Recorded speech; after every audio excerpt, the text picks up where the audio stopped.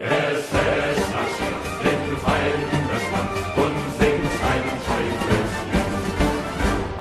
and welcome to another modeling video. This is Alan from the Makona Man at YouTube with another model video. Today we're going to be unboxing, building and reviewing the 1/72nd S model Pack 36 Renault UE. A unholy union of a interwar light French tank with a German field gun mounted on top. Very unusual subject. The manufacturer is Chinese in injection molded styrene grey and green. The model makes up 2 runners but contains 4, which you can build 2 tanks or uniquely 2 Pack 36 field guns and 2 Renault tanks. Absolute bargain. In addition, you have comprehensive isometric instructions, water slide decals in a box full of reference and color marking guides on the back. The brand is notoriously easy to build, very well engineered, and a pseudo snap and glue together model. Ideal to use glue for all of it. I will be building and constructing this with a standard set of tools, double cutting with nippers, cleaning the nub and utilizing plastic cement to permanently adhere and melt the 2 surfaces into one. With an excessive amount of glue and a thicker choice, it does ooze out of the seams, thus seam line filling will not be required, with putty and sanding.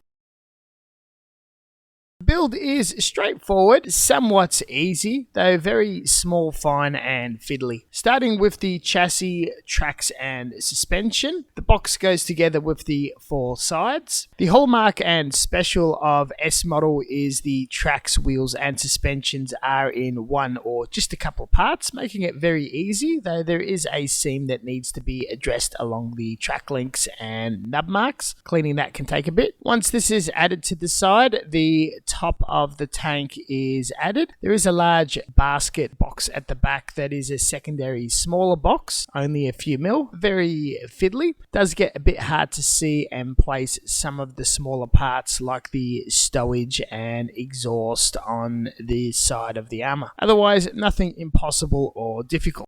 The Pack 36 in 72nd, known as Braille scale, is incredibly and ridiculously small. A couple of parts that makes the yoke pivot point goes around the cannon and you slide on the armor components. This is later glued and mounted onto the tank, making it the one unit. In theory, you could smash this together very, very quickly without incident. It does take a little while. The straight white markings are pigmentation from the glue that I'm using. It's a good aid to where I need to sand or remove material before paint is applied, not to allow plastic scarring to be left behind. This can be done by adding coloured plastic into your cement, making it slightly thicker up to sprue goo.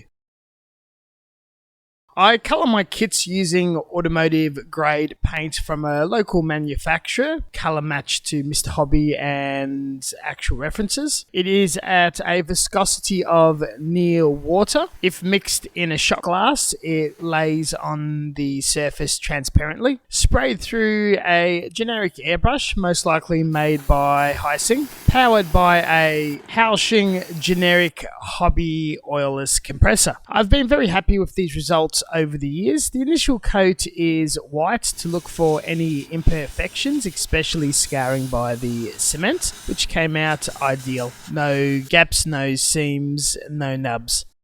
Being solvent lacquer base, it also binds the paint to the plastic surface, creating a primer barrier that will promote adhesion by the next levels and allow for masking and light abrasion. Followed, I used black paint to highlight dark and shadowed areas, vents underneath the wheels, and slowly built up by picking out panels and basic shapes in the base colors. This is done in German grey, which there is a large variety out there. I'm choosing to do cascading gradient in light tone if the light source is from up above, with 3 various shades. I've never had luck with just a single shade of German grey on my previous plain German kits. At this outcome, the effect is very satisfactory.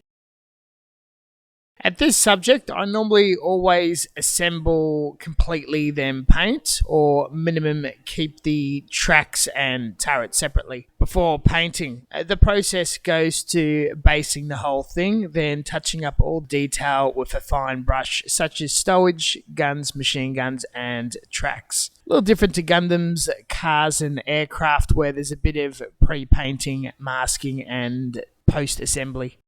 Afterwards, we are using water slide decals that are chopped up, soaked in water, and placed with a fine tip knife and brush. There's been no issues from this brand. It takes about 30 seconds to soak and it is quite hard. You will need to use a top coat to permanently seal it to prevent damage. They are pre-cut. For definition, realism and making the detail pop, I'm mixing up some sludge wash by utilising Tamiya panel line accent colour with gum turpentine and applying it across the entire model with a broad brush, soaking up excess with tissue paper. After a few days of drying and chemically curing to being hard, I applied a matte clear coat via airbrush to give that natural sheen of painted steel, an earthly, atmospheric luster and naturalistic dirt build-up without being overly weathered. This concludes the build, fairly straightforward, nothing too special, but finally a gem and grey mono-coloured tank that I'm actually pretty happy with. I'm very happy with the outcome and pretty glad to display and show it off. The build experience is excellent, but far from one of my favourite S-model builds. I found it to be very small and fiddly. Not too sure if it's age, but some of the parts and placement can be hard to see and needed to use magnifying lenses and aids to see better. Which brings into the fear of losing my touch in smaller scale modelling, much like older customers I have that only aim for large scale. Though I do find that you don't use your finer motor skills and building finer subjects over a longer period of time, you lose that ability. I'll keep at it as long as I can. Otherwise, this kit is good and great access to the two individual vehicles or the two together. Can recommend. It does have the right proportion, scale and detail according to reference.